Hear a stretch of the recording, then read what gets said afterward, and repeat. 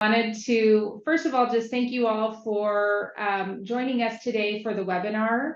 We are excited to have you. I know that it was fairly short notice, but we wanted to get the word out about a grant program that is very specific to FID growers. And so wanted to have as many of you join us as possible for the webinar, the live webinar. And I am pleased that we have folks from NRCS on the line today to share information with you.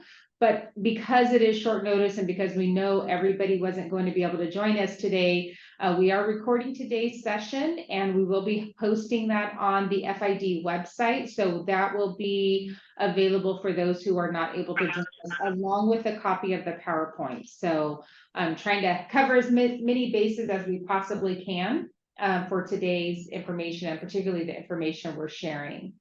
So I did want to recognize a few folks. We do have several from the NRCS, including Wendy Rash, who will be giving an EQIP program overview. We also have the conservationist from the Fresno office joining us, and I'm going to allow Wendy to introduce the other folks from NRCS. We're also joined by Adam Clays, who's the Assistant General Manager of Operations for Fresno Irrigation District. And we figured since we have a captive audience, we will provide what we know about water conditions today and what the irrigation season may be shaping up as. Of course, it's very early, and unless we have some really good weather events over the course of the next few weeks and the next month or so, it will vary drastically. So we'll tell you what we know, and Adam will be giving an update just as soon as Wendy finishes her presentation. And most importantly, we will have plenty of time for questions. So as we're going through the presentation, if you can either type your questions in the chat or save them and hold them for the live Q&A session, that would be great. And I'm sure if you have a question, there are others that have a question very similar. So don't be shy about asking questions as we go through the webinar and holding those until the appropriate time. So with that, we are going to go ahead and get started. We are very excited for FID to be identified as a priority area for the WaterSMART EQIP program. And Wendy will dive into a little bit of why that's important and why it's a prime opportunity for FID growers, because you're not going to be competing against the universe for at least this portion of the EQIP fund. So that is exciting, and we want to share as much about that as we possibly can. So I'm going to go ahead and stop sharing, and I'm going to invite Wendy to share her screen and kick off the presentation. Okay, thank you. Thank you for that introduction, Cassie. I'm glad to be here today virtually to share some information and to answer questions. Also joining me today is Blair Bain. He's an engineer in your area, not specifically for the Fresno field office, although he does help out at the Fresno field office. And Blair has really been instrumental in helping to bring this program to you at Fresno Irrigation District. Also joining is Erwin Duenas. Erwin is the new district conservationist here in Fresno at the Fresno Service Center, and Michael Kazi. Michael is a soil conservationist also at the Fresno Service Center. So those are the folks that you will likely be working with as you apply for and develop a plan for WaterSMART initiative. So just to get started, I'll give you a little background on what WaterSMART is.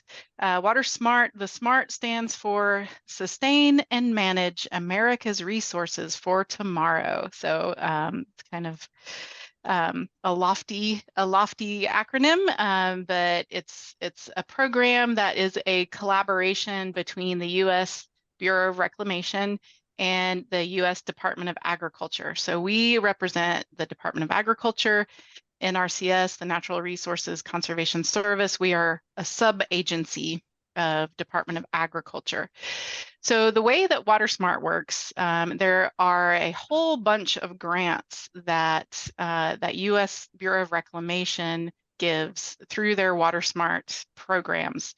And those go to entities that use or manage water from the U.S.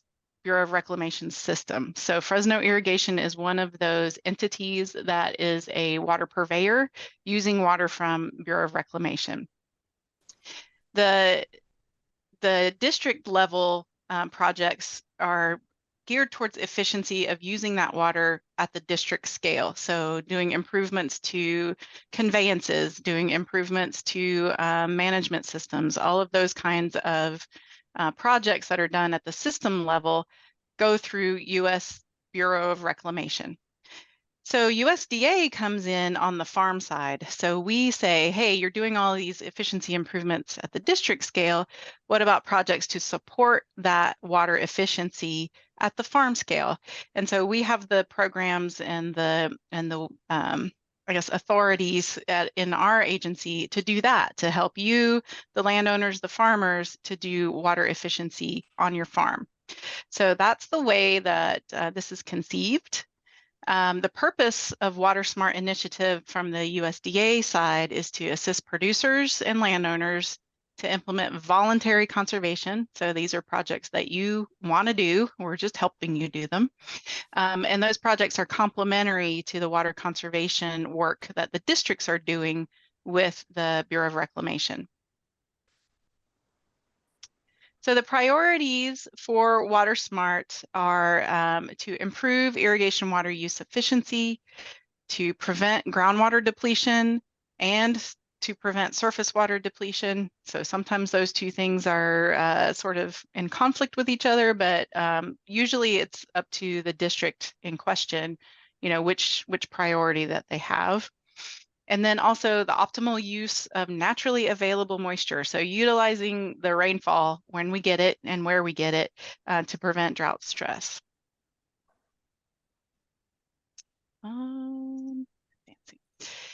So before this past fall, we had 11 ongoing WaterSMART projects in California. And the funding level was just over $10 million. And those include projects in Fresno County, as well as Kern, Kings, Riverside, and Tulare. Some of the practices that you can do under WaterSMART initiative include irrigation systems, so more efficient systems moving from flood to micro sprinkler, as an example. Irrigation water management, so doing soil moisture monitoring and planning for irrigation. Also nutrient management and cover crops, anything that is going to help conserve water. Fresno Irrigation District has received funding from the Bureau of Reclamation to do projects through WaterSMART, and those projects include putting flow meters on canals, an intertie between the Gould Canal and the Friant-Kern Canal, and also a groundwater recharge basin. So because Fresno Irrigation District has done these projects under WaterSMART, that's what made you eligible. So they were able to apply for the USDA funds because they already had these projects in place from Bureau of Reclamation.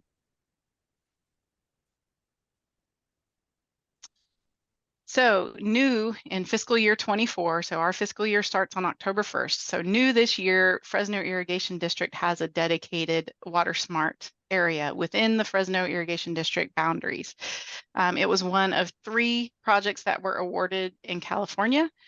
So we were very fortunate to get all 3 of our proposed projects funded this year. And Fresno Irrigation District, so just for your project, just within the FID boundaries, there's $1.3 million available. And again, as Cassie said, you are competing just amongst yourselves. You're not competing against sort of the wider world, you know, outside of Fresno County or even outside the boundaries of the irrigation district. So it's really nice to have those sort of dedicated pots of money because that makes it gives you a better chance basically of getting funded for these projects. The priorities for your project here at FID are irrigation water use efficiency, surface water depletion, and groundwater depletion. So all of those things are eligible as projects. Some of the practices include that irrigation water management. So that could include things like soil moisture monitoring.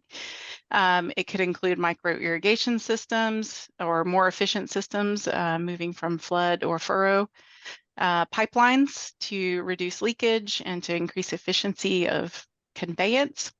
Groundwater recharge, and I have it crossed out here because it's a little tricky. So practices that will help you do in lieu recharge are available, not our on-farm recharge or recharge basins right now.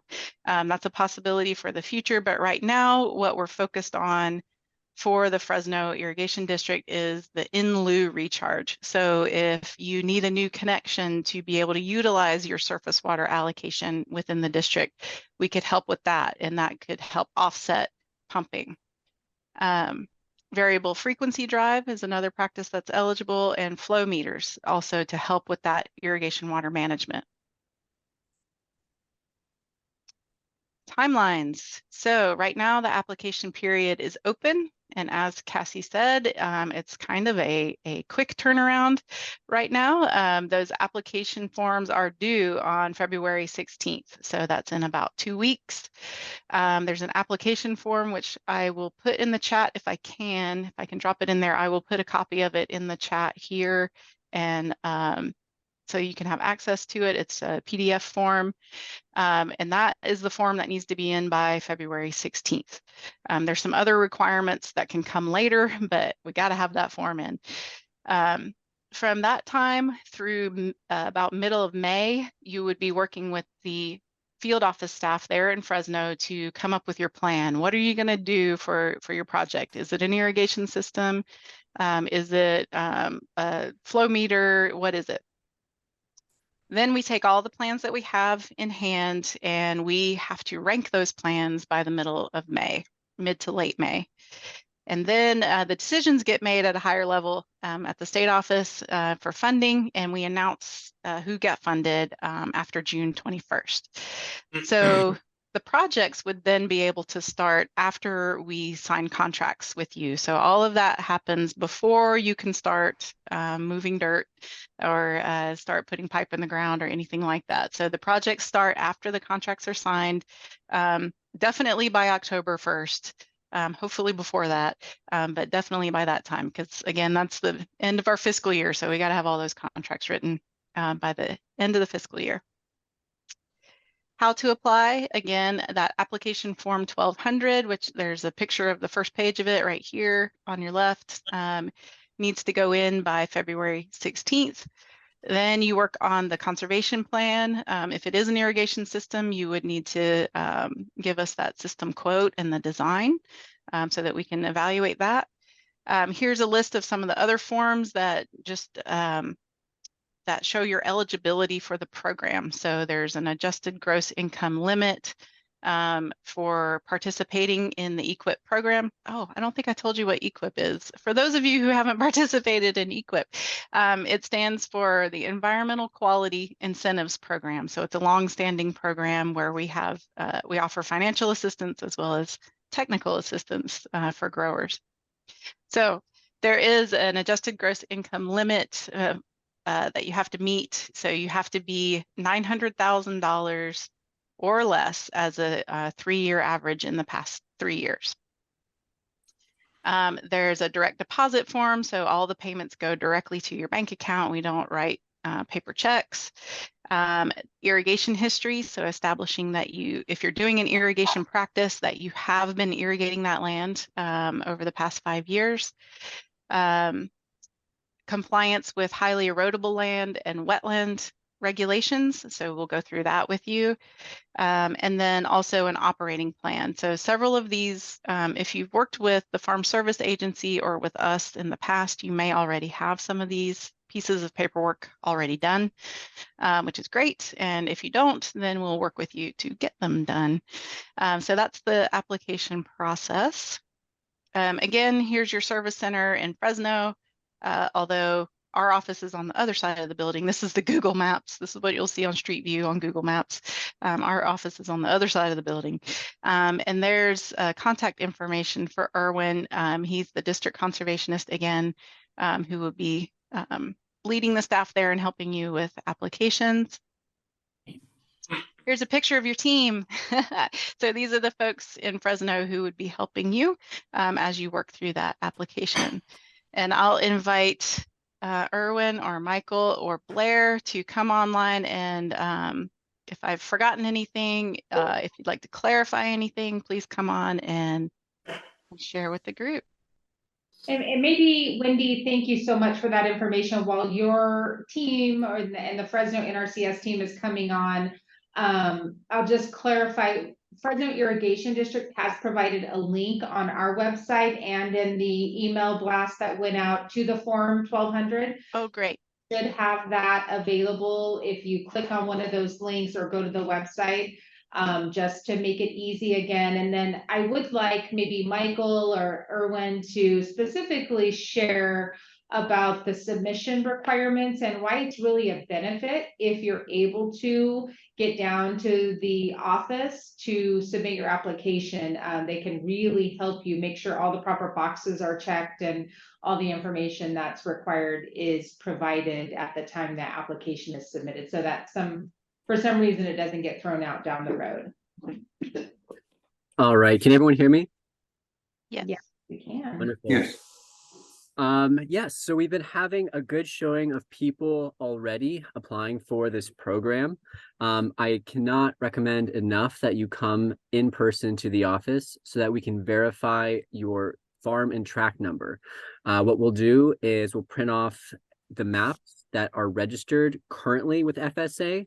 And more times than not, everything is in order, but there are those times when we are missing land units where if you've acquired new land, if you've recently sold land, we want to make sure that's all up to date. So all of that land is eligible for our programs, and we're making sure that you are getting the practice you want on the land you want. So again, we can really only assist you with that in office. Additionally, our forms can be a little confusing, so we do like to walk you through that and make sure they are filled correctly and that they are signed correctly in order for everything to go smoothly. It really helps if you have a quote and design when you come to us. If you don't, that's fine. We do request that you get that to us as soon as possible, though, so we can make sure that we're including all the practices that you might be eligible for, and that we have an accurate estimate moving forward for what we can offer as a cost share. For example, a lot of our practices for pipeline are based in weight, and so we do need to have the type of pipe you're using, the length of pipe, and that's going to determine the weight, so we can give you, again, a more accurate estimate of how much that's going to cost, so you can know that ahead of time. So really coming into the office is your best bet. We do accept online applications, but it's a bit working from afar and we have to keep emailing back and forth is a little bit of a challenge. So once more, please come to the office. We can get you all taken care of there and ensure that all of your land is covered. There's the address again, just in case, you need it. All right, and then I did want to provide one other clarification, and Blair, feel free to jump in. Wendy's talked specifically about the groundwater recharge type projects that would be eligible under the EQIP-WaterSMART EQIP program. But in addition to that, NRCS FID is part of a pilot program with NRCS specifically for on-farm recharge projects, including small dedicated basins, trenches, flood irrigation. So maybe you can just speak briefly to that so that we're distinguishing between different funding sources.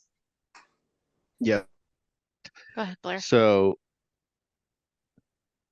FID is in a good position to have both opportunities.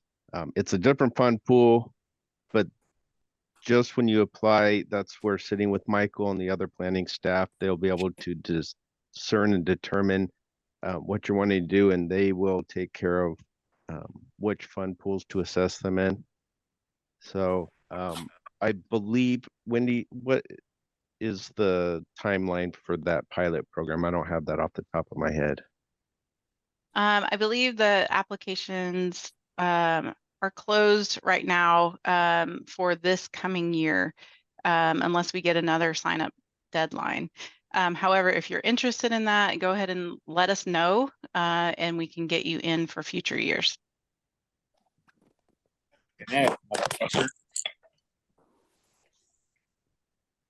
All right, thank you. Anything else on the NRCS side? Otherwise, I'm going to have Adam give us a brief water conditions report, and then we're going to open it up to everybody's questions.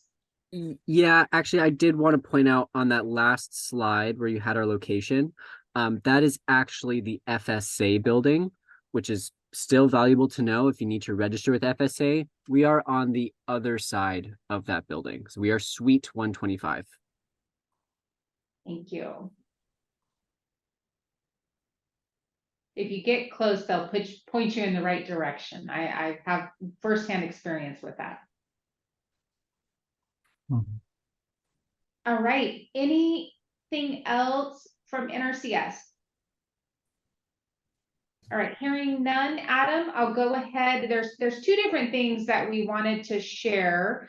One of them is a water conditions update, but then the other one is related to our recommendation and a practice that we've been promoting, which is if you are moving to drip irrigation, if you haven't already done so, because I know we've had a lot of conversion over the last several years, but if you have not done that and you're preparing to do that, we are encouraging our growers to keep the flood lines. So you're essentially maintaining both methods of irrigation so that if we have another really wet year like we did in 2023, you can get a lot of water onto your ground during those wet years. We recognize that during drier years, the drip irrigation is hugely valuable, but just maintaining that operational flexibility helps in a lot of different ways. And we do have a flyer on our website, the FID website,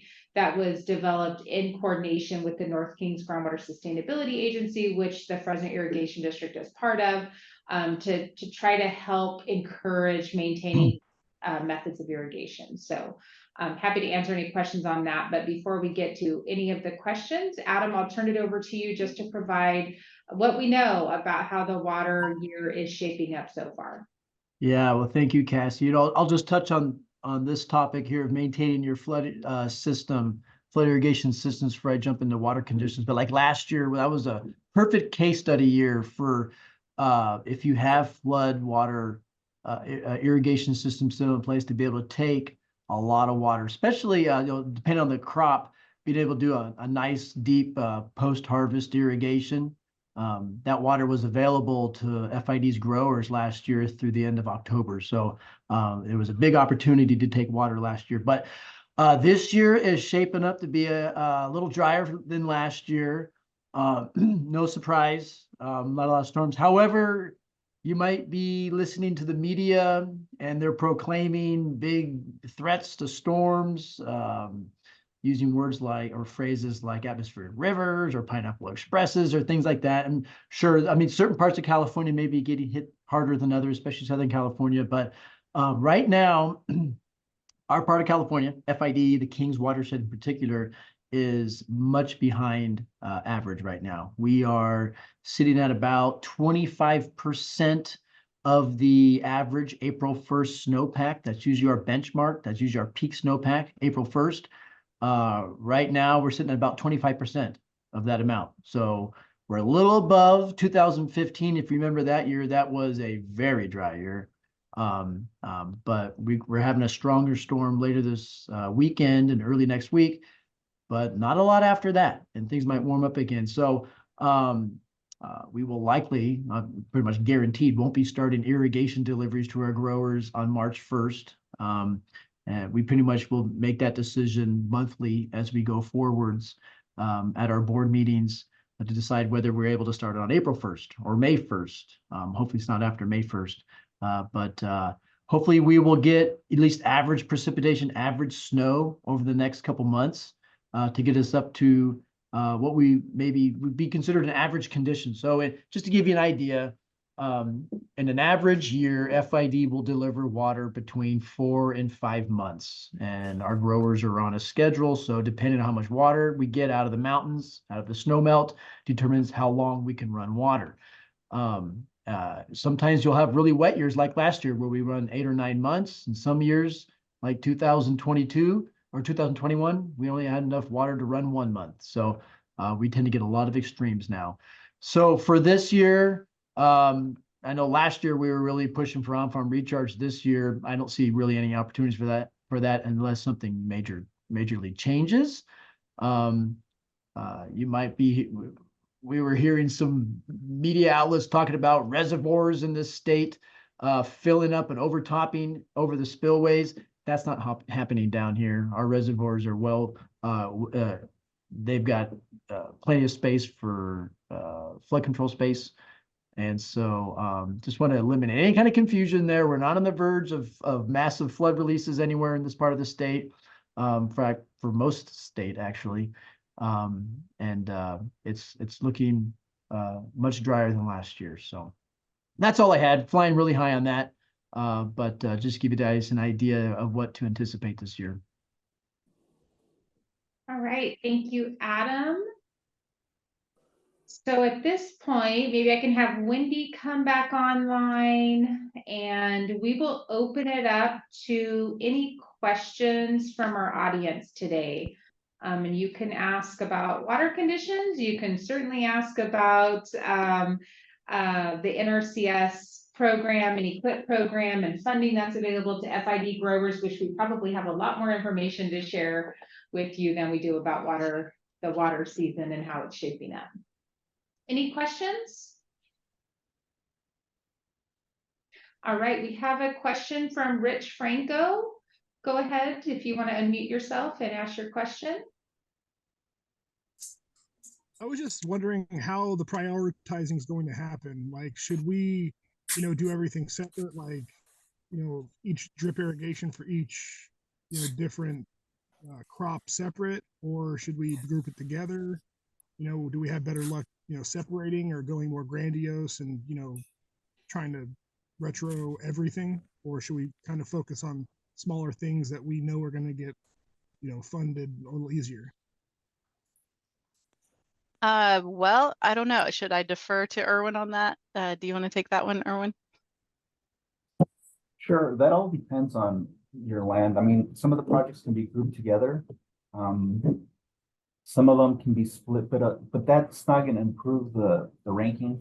What really helps a lot is if you need additional practices that might up your ranking points, but for these, I want to say there was like 5 different practices, right, Wendy? 5. There's definitely more than that. I just listed off kind of the top line, types of practices. So if you're eligible for more practices, and if that's something that you're willing to put in your, potential contract, then there is a possibility that can up the ranking, but it's not necessarily all the time. So as far as grouping up the projects, that shouldn't be something that you should worry about. Does that make sense? Yeah, that's fine. Okay. Thank you for the question. Does anyone else have a question? We have a question from Mia Rodriguez. Go ahead, Mia. Are applications being looked at as like a first come, first serve basis, or are you guys like waiting until the deadline closes and then the application window, like that's when the review will happen? Or are you guys looking at them as they're coming in? We take the batch. So basically we give everybody until the deadline to put their application in, and then we take all of those that met the deadline, and so they all get evaluated and ranked at the same time in a batch. So it is not first come, first serve. Awesome, thank you. Mm-hmm. What other questions do we have? Thank you.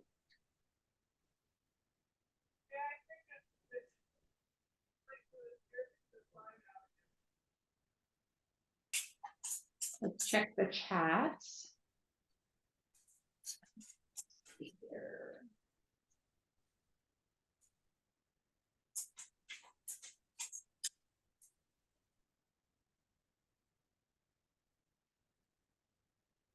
Not seeing any other questions coming in the chat. Any other questions you have? You can also ask about the groundwater recharge pilot program. As Blair pointed out, it's really a unique opportunity and a great opportunity for FID growers. One, because of not having to compete with the universe for the EQIP funds, which is huge, but then also to have the ability to be part of the pilot program and participate with the pilot program, specifically for the on-farm recharge practices. So we are very thankful for both of those opportunities and looking forward to working with all of you landowners and helping NRCS make those determinations, and encouraging everyone who has plans on the books to apply and see how NRCS might be able to help you. So we do have a question that just came in asking about if you could please summarize again the types of projects that are eligible under the EQIP program. Maybe you want to go back to that slide. Yeah, I was just gonna do that. Let's see. Okay, so some of the practices, and again, this is not like the entire list, but these are the types of things that would be eligible in WaterSMART. Irrigation water management, micro irrigation systems, or basically any system change where you can show an increase in water use efficiency. So going from flood and furrow to sprinklers or micro sprinklers, those kinds of things tend to show those increases in efficiency. Pipelines also for efficiency, variable frequency drive, which gets more at energy efficiency, but then also not pumping more water than you need on the site. And flow meters, again, to help support that management practice. Hope that helps. Yes, this is Blair. Just to add some context to what types of projects. So surface water interties to your existing irrigation system if you have flood, but if it's drip, micro, sprinkler, sprayer, we can assist with coming from the turnout, having a sump structure with the pump, pipeline to convey it in. So we can reduce groundwater overdraft if you do have surface water available. Like Wendy said, variable frequency drives with pumps to be able to boost pressures and only draw or provide the pressure and flow you need to provide for the system's efficiency and operation. Said pipelines, if it is surface water flood, furrow type of stuff, we can help with shortening runs, depending if it's hard to get it across on certain soils. Leaky pipes that are losing water, because we look at, for this practice, crop beneficial use. And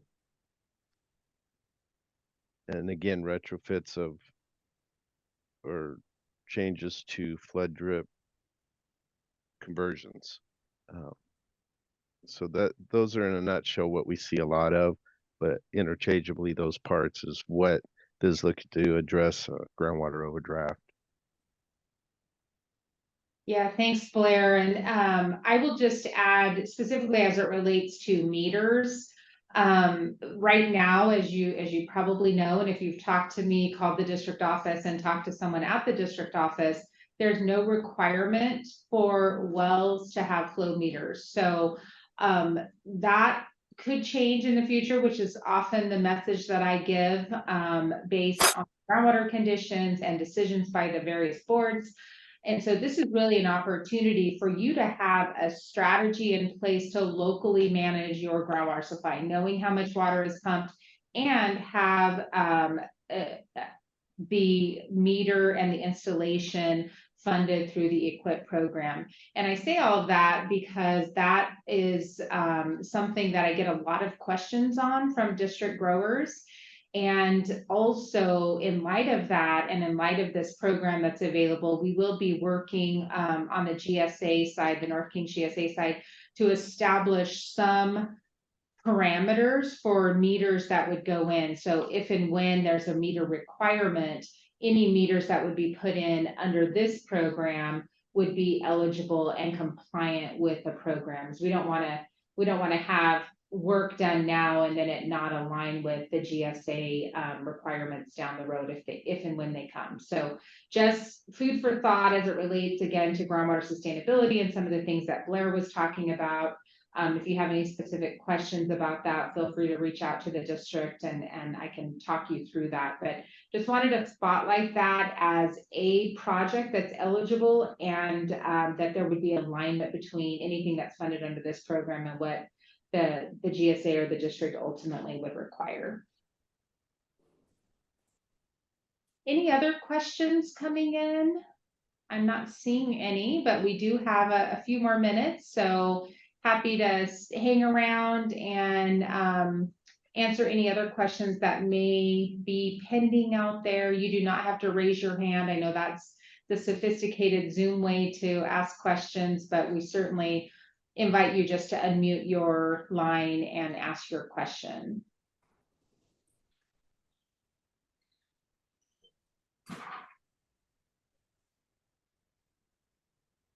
All right, well, if there's none, we do appreciate you joining us today. And like I said, we will be making this information available on the Fresno Irrigation District website. A link to the recording will be available. We will also have the PowerPoint slides available for you. We'll be putting out reminders through our email distribution list, encouraging you to get your application submitted, at least that Form 1200 provided prior to the deadline of February 26th. So you can look for more information on that. And if you have any specific questions, I encourage you to go straight to the NRCS office and talk to Erwin or Michael or other folks in that office. But also the district's available if you have specific questions about what is and is not best practice for district growers. We're happy to help and assist in any way that we can. And I am not shy about reaching out to Blair and Michael and others at NRCS or Wendy for that matter. So feel free to utilize your resources, take advantage of the opportunity. We are excited and want to make sure that that full $1.3 million that we have available gets fully utilized within FID's boundaries. So thank you again for joining us. And we're going to go ahead and conclude since there are no other questions. Thank you again. Have a great rest of the day. And thank you, Wendy, and the team from NRCS for being with us this afternoon.